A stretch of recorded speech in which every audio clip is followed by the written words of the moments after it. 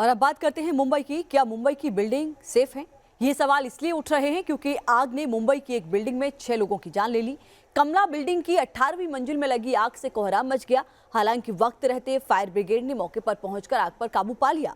ऐसे में सवाल ये है कि आखिर 6 लोगों की मौत का जिम्मेदार कौन है? इसे हादसा नहीं हत्या कहें तो क्या गलत है? रिपोर्ट देखिए।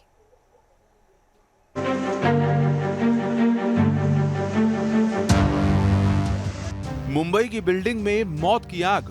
6 लोगों की मौत हादसा नहीं हत्या है। मुंबई के ताड़देव में 20 मंजिला यही वो कमला बिल्डिंग है जिसके 18वें फ्लोर में आग ने कोहराम मचाया।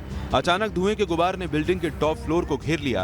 आग इतनी तेजी से फैली कि लोगों को बचने का मौका तक नहीं मिला। दक्षिण मुंबई के ताड़देव इलाके के कमला बिल्डिंग में आज सवेरे करीब 6:53 पर अचानक से आग लगी। तस्वीर दिखाते हैं आपको कमला बिल्डिंग की।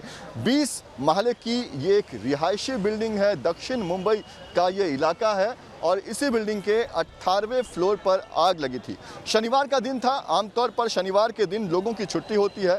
लोगों की कोशिश होती है कि वो ज़्यादा समय तक जो है वो आराम करे, पर किसी ने सोचा नहीं था इस तरह से सवेरे सवेरे आग लग जाएगी। ये फर्स्ट फ्लोर से इलेक्ट्रिक शाफ्ट में से चालू हुई है। फिर वो धीरे धीरे ऊपर वो धुआं हो गया। बाद में फिर 19 माले पे कोई फ्लैट पे लग गई। ऊपर टेरेस पे था 24 माले, तो धुआं आ रहा था। तो हमको फिर पीछे देखा तो 15 माले से ऊपर सब धुआं ही धुआं था। आग का खतरा बिल्डिंग के बाकी फ्लोर्स पर था, खासकर ऊपर के माले पर, लेकिन जल्द ही बिल्डिंग को खाली करा लिया गया। वक्त रहते फायर ब्रिगेड की 13 गाड़ियां भी मौके पर पहुंच गईं, जिसने आग पर काबू पा लिया। लेकिन सवाल अहम है कि आखिर ये आग लगी कैसे? स्थानीय लोगों का आरोप बिल्डर और बीएमसी की मिलीभगत की वजह से फायर सेफ्टी नॉर्म्स की अनदेखी की जा रही है, जिसका खामियाजा बिल्डिंग में रहने वाले लोग भुगत रहे हैं।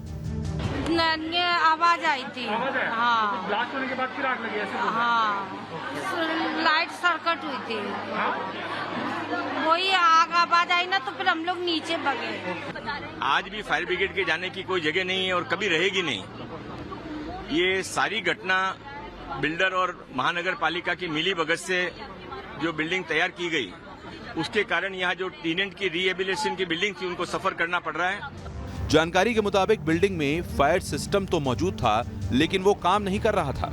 ऐसे में सवाल ये है कि आखिर इसकी जांच कौन करेगा? सवाल फायर सेफ्टी ऑडिट को लेकर भी है, जिसकी जवाबदेही बीएमसी की है। लेकिन हादसे पर हादसे होते हैं, लोग मरते हैं और फिर सब कुछ सामान्य हो जाता है।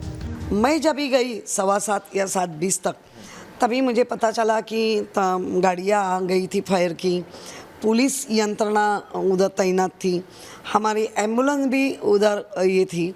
मैं और हमारे अरुण दुधवड़कर एक साथ चले गए तभी, और उसके बाद हमने जो बचे हुए लोग थे उनके साथ बातचीत की। उनको पूछा कि आप दरवाजे लॉक करके आए हैं कि नहीं, क्योंकि ऐसे जब भी घटना घटती है तो बाकी भी घटना घटने का संभव रहता है। बताया जा रहा है कि ये आग शॉर्ट सर्किट के कारण लगी।